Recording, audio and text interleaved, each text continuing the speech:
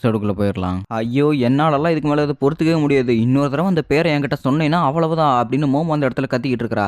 ஏன் அந்த பேர்ல உங்களுக்கு என்ன குறைச்சலு? என் பேரு தானே அது அப்படிங்கிறாங்க. அந்த பேர சொல்லாத அப்படின்னு தலைய பிடிச்சு கத்திக்கிட்டு இருக்கும்போதே, ஐய்யய்யோ! மோமோ இங்க பாரு மறுபடியும் எனக்கு பேய் பிடிக்க ஆரம்பிக்குது அப்படின்னு சொல்லிட்டு, அவன் பார்த்தீங்கன்னா மறுபடியும் பேயா மாறிட்டு இருக்கான். அதாவது அந்த டர்போ கிரானி அப்படிங்கிற ஒரு தாய் கிழவியா மாறிக்கிட்டு இருக்கிறான். ஸோ நாம இவள டர்போ கிரானின்னு கூப்பிடுறத விட, தாய் கிழவின்னு கூப்பிட்டுக்கலாம். நல்லா இருக்குதுல்ல.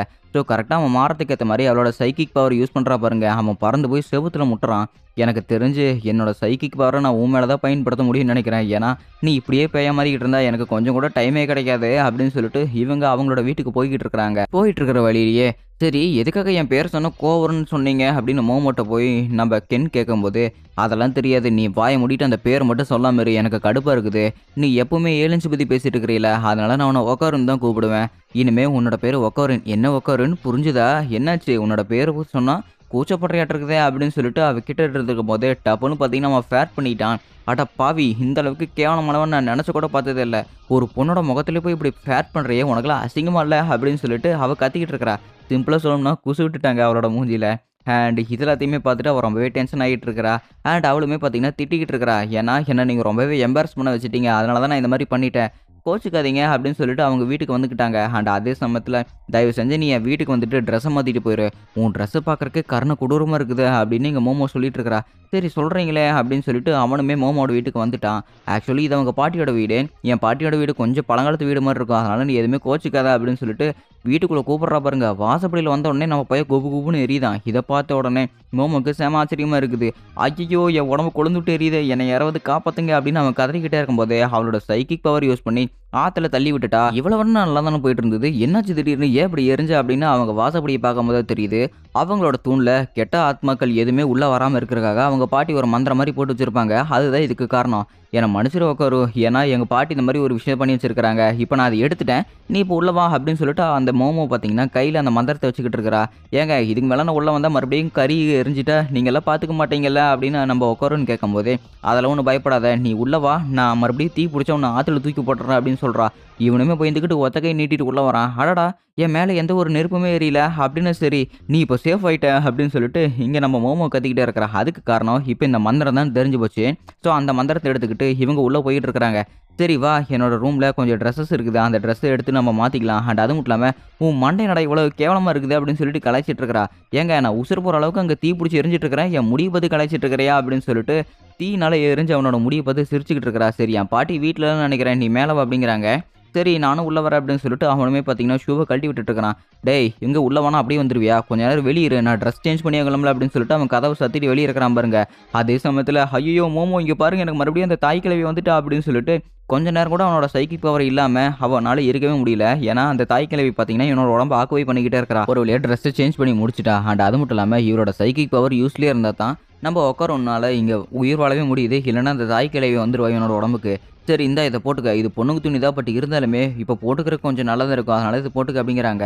அண்ட் அது மட்டும் இல்லாமல் இன்னொரு முக்கியமான விஷயம் உங்ககிட்ட கேட்டாங்கண்ணா, அந்த தாய் கிழவி உன்னோட பிறப்புறுப்புக்காக தான் வந்துட்டு இருக்கேன்னு என்கிட்ட சொன்னா ஏற்கனவே, அப்படின்னா அது இருக்குது இல்லையான்னு செக் பண்ணி பாரு அப்படின்னு சொல்லிட்டு பார்த்தீங்கன்னா நம்ம உட்காருன்ட்ட மோமோ கேட்கும்போது இதை கேட்ட நம்ம உட்காரோவுக்கு செம எம்பாரசிங் ஆயிடுச்சு. தப்பா எடுத்துக்காத, ஏன்னா அந்த கிழவி அதை நோக்கி தான் வரேன்னு சொன்னா, உன்னோட பனானா வீடுக்கு தான் வந்திருக்கிறேன்னு சொன்னா, அதனால அது இருக்குதா இல்லையான்னு தேடிப்பாரு அப்படின்னு மோமோ கேட்கும்போது ஐயோ அவனை காணுங்க அப்படின்னு சொல்லிட்டு இங்கே உட்காருன்னு பயந்துகிட்டு இருக்கிறான். எங்கே அதை காட்டு அப்படின்ட்டு இருக்கும்போது உனக்கெல்லாம் வெக்கமல்ல, ஒரு ஆம்பளை பையனுக்கு இப்படி பார்க்கணும்னு ஆசைப்பட்டு இருக்கிற அப்படிங்கிறாங்க. அதை தான் அங்கே எதுவுமே இல்லையா, அப்புறம் என்ன பார்க்கறதுக்கு, சரி இது காட்டு அப்படிங்கிறாங்க. அண்ட் அதே சமயத்தில் அவனுமே ட்ரெஸ் சேஞ்ச் பண்ணிட்டு இருக்கிறான். நீ என்னமோ பேசுறத பார்த்தா நான் தான் வலுக்கட்டாயமாக உன்னோட அந்த ப்ராட்டை வந்து இழக்கிறதுக்கு காரணமாக இருப்பனாட்டு இருக்குது அப்படின்னு மோமோ கேட்டுட்டு இருக்கும்போது, இல்லை அது ஜஸ்ட் என்னோட காரணத்துக்காக தானே, ஏன்னா நான் கூட ஃப்ரெண்ட் ஆகணும்னு நினச்சேன், அந்த ஒரு காரணத்துக்காக தான். ஏன்னா இந்த மாதிரி விஷயம் எல்லாமே முடிஞ்சதுக்கப்புறம் நீ எப்பவுமே என் கூட ஃப்ரெண்டாக இருக்கக்கூட தேவையில்ல, ஒன்றுமே கவலைப்படாத அப்படின்னு சொல்லிட்டு உட்காருன்னு சில ஃப்ளாஷ்பேக் சொல்லிட்டு இருக்கிறான். ஏன்னா நீ என் ஃப்ரெண்டாக ஆகணும் அப்படிங்கிற ஒரு சான்ஸை நான் இழக்க விரும்பல. எல்லாருமே என்னை ஒரு மாதிரி ஓரங்கட்டிட்டு இருக்கும்போதே நீ மட்டும் என்னை வந்து பேசின, அது எனக்கு ரொம்பவே பிடிச்சிருது. அதனால தான் நான் உங்கள்கிட்ட இந்த மாதிரி சில எம்பாரசிங்கான விஷயத்தை கேட்டுட்டு இருந்தேன்.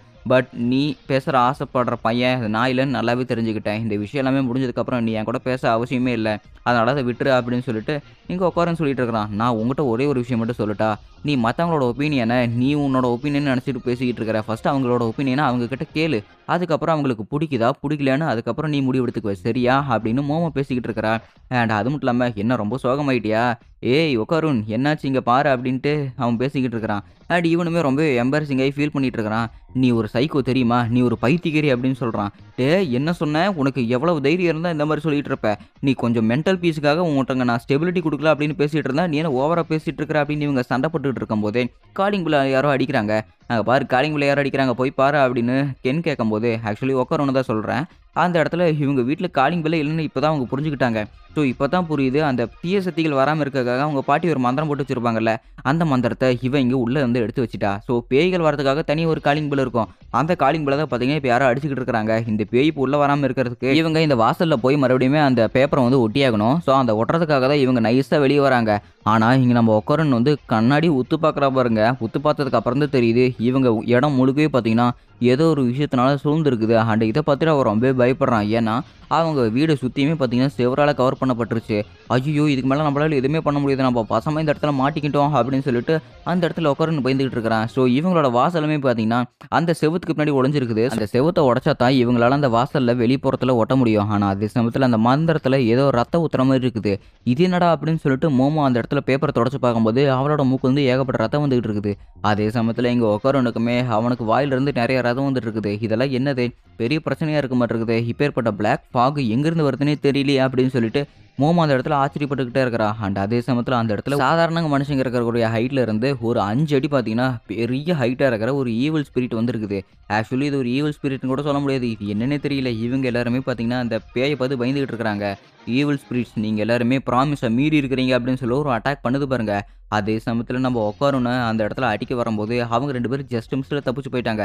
ஆனா, அந்த இடத்துல பேய் மந்திரம் எழுதி வச்சிருப்பாங்க பார்த்தீங்களா, அந்த பாட்டி பேப்பர்ல. அந்த மந்திரத்தையுமே பார்த்தீங்கன்னா, அது போட்டு நொறுக்கிருச்சு. ஐய்யய்யோ! இது இதையே போட்டு அடிக்குதுன்னா, அப்படின்னாலும் நம்மளால எப்படி போட்டு அடிக்கும்? நம்ம தப்பிச்சு போயிரலாம் அப்படின்னு இவங்க உசுர குடுத்து ஓடிக்கிட்டு இருக்கிறாங்க. ஜஸ்ட் மிஸ்ல பார்த்தீங்கன்னா 2 பேரும் தப்பிச்சு போய்க்கிட்டு இருக்கிறாங்க. அண்ட் அது பார்த்தீங்கன்னா, கால் எடுத்து ஒரு அடி அடிக்குது பாருங்க. அடிச்ச அடுத்த செகண்டே அந்த அதிர்வுல நிலம் அப்படியே 2ஆ பொளக்குது. ஐய்யய்யோ! இது எப்படி நமக்கு சமாளிக்கிறதுன்னே தெரியலையே! இது இவ்வளவு சக்தி வாய்ந்ததா இருக்குது. நம்ம எப்படி இத சமாளிக்கிறதுன்னே தெரியலையே! அப்படின்ட்டு இருக்கும்போது, இன்னொரு பக்கம் நம்ம உட்காரனுக்கு அந்த தாய் கிழவி வேற அவனோட உடம்ப ஆக்குபை பண்ணிக்கிட்டே இருக்கிறா. ஏன்னா, இருட்டுல தான் அவளோட இந்த ஆக்கிரமிப்புலாம். அதனால வெளிச்ச நேரத்துல அந்த தாய் கிழவி அவன அட்டாக் பண்ண மாட்டா அப்படின்னு நினைச்சிட்டு இருக்கிறாங்க. ஆனா, அதுதான் தப்பு. இந்த தாய் கிழவி எப்ப சான்ஸ் கிடைக்குதோ வெளிய வரலாம் அப்படின்னு காத்துக்கிட்டு இருக்கிறா. ஸோ இந்த ஏலியனுமே பார்த்தீங்கன்னா, அட்டாக் பண்ணிக்கிட்டே இருக்குது. ஏங்க இது ஏற்கனவே இந்த மாரி நம்ம இந்த பேப்பர் ஒட்டியிருந்தா எதாவது வந்திருக்காதுல்ல. ஸோ இந்த பேப்பர் உங்க கையில இருக்கும்போதே அத அட்டாக் பண்ணுதுன்னா, இது ஏலியன் கிடையாதா? அப்படிங்கிறாங்க. ஆமா இது ஏலியன் கிடையாது. இது பேயும் கிடையாது. இது எதோ நான் அதுக்கு நடுவுல இருக்கிற ஒண்ணாட்டுருக்குது அப்படிங்கிறாங்க. ஆனா நீங்க தப்பா புரிஞ்சுருக்கிறீங்க. இது ஒரு ஏலியன் தான் நினைக்கிறேன் அப்படின்னு சொல்லிட்டு, இங்க உட்காருன்னு சொல்லிக்கிட்டு அவனுக்கு தாய் கிழவி புடிச்சுக்கிட்டே இருக்கிறா. ஐயய்யோ! அப்படின்னு சொல்லிட்டு இவங்க உசுர புடிச்சு போராடிக்கிட்டே இருக்கிறாங்க. அண்ட் அதே சமயத்துல அவன் மறுபடியும் மனுஷனா மாறுனதுக்கு அப்புறம் அவனோட கை மட்டும் பார்த்தீங்கன்னா, ஒரு பேயோட கை மாரியே இருக்குது. அதாவது தாய் கிழவி கை மாரி. என்கிட்ட இப்ப ஒரு ஐடியா வந்திருக்குது.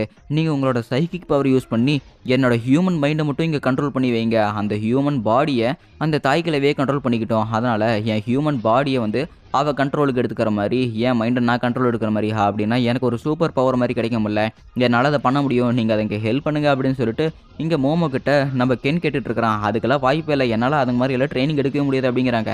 பட் இருந்தாலுமே இத விட சரியான நேரம் எதுவுமே இருக்காதுன்னு நினைக்கிறேன். இப்ப நீங்க பண்ணலீன்னா எப்பவுமே பண்ண முடியாது. இல்லன்னா நான் செத்து போயிருவேன். எப்பயாவது ட்ரை பண்ணுங்க அப்படிங்கிறாங்க. சரி நான் ட்ரை பண்ணி பார்க்குறேன் அப்படின்னு சொல்லிட்டு இவங்க ட்ரை பண்றாங்க பாருங்க. அதே சமயத்துல நம்ம உட்காரனோட உடம்பு பார்த்தீங்கன்னா, கொஞ்சம் கொஞ்சமா தாய் கிழவி ஓரமா மாறிக்கிட்டு இருக்குது. அண்ட் அதே சமயத்துல அந்த இடத்துல இந்த பெரிய ஏலியன் வந்து அட்டாக் பண்ணுது பாருங்க.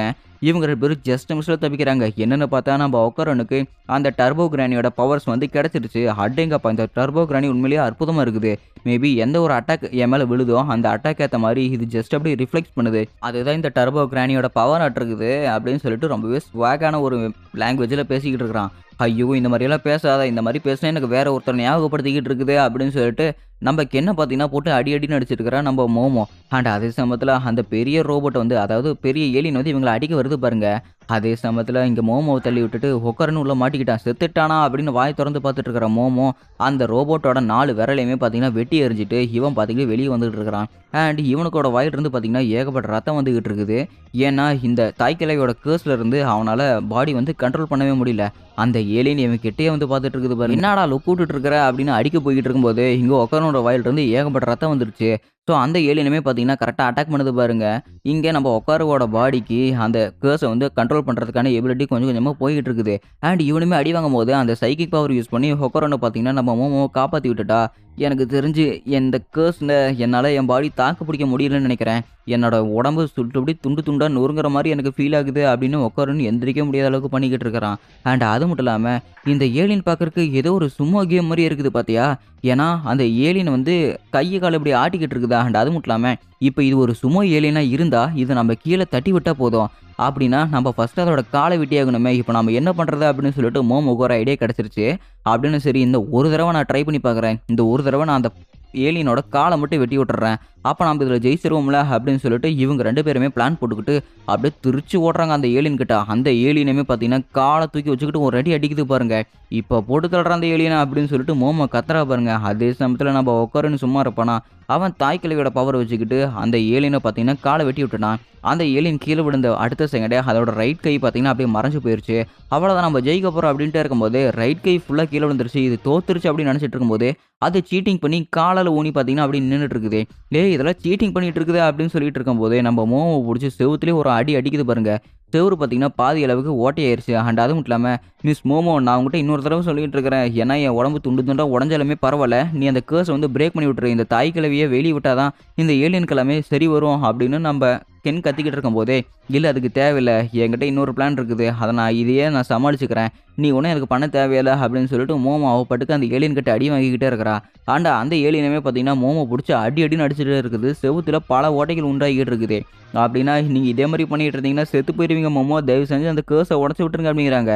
அந்த கர்ஸ உடைக்கணும்னு ஒண்ணும் அவசியமே இல்ல. ஏன்னா, இப்ப எனக்கான வழி கிடைச்சிருச்சு. நீ ஆரம்பத்துல என்ன சொன்ன? இந்த வாசல்ல இருக்கிற செவுரு இந்த செவுத்தோட ஒட்டி இருக்குதா? அதுக்கு இந்த செவுர உடைச்சாகணும்னு சொன்னேல்ல. அந்த செவுர உடைக்கிறதுக்காக தான் எனக்கு இந்த மாரி ஒரு பிளானிங்கு. ஸோ, இப்ப இந்த சீட் எடுத்து நான் அது என்ன எரிக்கிறேன்னு மட்டும் பாரு அப்படின்னு நம்ம கென்ன பார்த்தீங்கன்னா, இவ கூடயே வந்து கட்டி புடிச்சுட்டு இவங்க செவுத்துக்கு வெளிய இருக்கிற மாரி அந்த சீட் எடுத்து பார்த்தீங்கன்னா, இவளோட வாசல்ல ஒட்டி விட்டுறா பாருங்க. அந்த ஏலியன் பார்த்தீங்கன்னா, அப்படியே தீ புடிச்சு எரிஞ்சுகிட்டு இருக்குது. அதோட பார்த்தீங்கன்னா, இவங்க அந்த ரிச்சுவல் இருந்து பார்த்தீங்கன்னா வெளிய வந்துட்டாங்க. "ஏய் நம்ம வெளிய வந்துட்டோமாட்ருக்குதுடா. இங்க பாரு. ஒரு வழியா நாம அந்த பெரிய செவுத்துக்குள்ள இருந்து நாம வெளிய வந்துட்டோம். எனக்கு தெரிஞ்சு இந்த மந்திரத்தால தான் நாம தப்பிச்சிருக்கோம்னு நெனைக்கிறேன்" அப்படின்னு இங்க மோமோக்கு பெரிய பெருமூச்சா இருக்குது. "கொஞ்சம் விட்டுருந்தா நான் செத்தே போயிருப்பேன் தெரியுமா?" அப்படின்னு சொல்லிட்டு அவ ரியலைஸ் பண்ணிட்டு இருக்கிறா இங்க இருக்கிற மோமெண்ட்ட. ஐய்யயோ! மறுபடியும் எனக்கு தாய் கிழவி வராங்க அப்படின்ட்டு இருக்கும்போது, "ஏன்டா கொஞ்ச நேரம் கூட என்ன ஃபீல் பண்ணவே விட மாட்டியா? போ தூரம்" அப்படின்னு சொல்லிட்டு அவ ரொம்பவே டென்ஷன் ஆகிட்டு இருக்கிறா. அண்ட் அது மட்டும் இல்லாம, "இங்க பாரு உன்னோட ஹேர் ஸ்டைல் கொஞ்சம் மாறிச்சாட்ருக்குதே" அப்படின்னு மறுபடியுமே கிண்டல் பண்ணிட்டு இருக்கிறா. அந்த தாய் கிழவி என் மண்டைக்குள்ள பூந்துக்கிட்டு என்னென்ன ஆட்டம் போட்டுட்டு இருக்கிறா பாருங்க அப்படின்னு சொல்லிட்டு உட்காந்துட்டு பேசிக்கிட்டு இருக்கும்போதே, "எனக்கு ரொம்பவே டயர்டா இருக்குதுடா. நான் மயக்கம் போட போறேன்னு நெனைக்கிறேன்" அப்படின்னு சொல்லிட்டு மயக்கம் போட்டு விழுந்துட்டா. மயக்கம் போட்டு விழுந்த அடுத்த செகண்டே இவன கண்ட்ரோல் பண்றதுக்கு ஆள் இல்லைல. இவனுமே பார்த்தீங்கன்னா கொஞ்சம் கொஞ்சமா அந்த தாய் கிழவியா மாறிக்கிட்டு வந்துகிட்டே இருக்கிறான். வாய் அண்டா சைஸுக்கு இவ்வளோ பெருசா இருக்குது. அண்ட் அதே சமயத்துல இப்ப நம்ப மோமோ தான் இப்ப ஆபத்துல இருக்கிற மாரி காட்டிக்கிட்டு இருக்கிறாங்க. ஏன்னா, அந்த தாய் கிழவி முழுசா வெளிய வந்துட்டா. டர்போ கிரானியோட ஆட்டம் இனிமே தான் ஆரம்பிக்க போது. அதே சமயத்துல இந்த எபிசோடுமே முடிக்கப்பட்டது.